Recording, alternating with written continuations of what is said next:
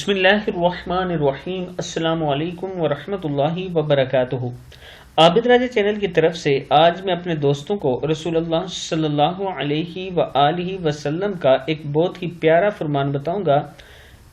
حضرت ابو امامہ رضی اللہ تعالی عنہ فرماتے ہیں کہ رسول اللہ صلی اللہ علیہ وآلہ وسلم سے دریافت کیا، یا رسول اللہ صلی اللہ علیہ وآلہ وسلم کون سے وقت کی دعا زیادہ قبول ہوتی ہے؟ ارشاد فرمایا، رات کے آخری حصے میں اور فرض نمازوں کے بعد۔ کتاب کا حوالہ یہ نیچے موجود ہے۔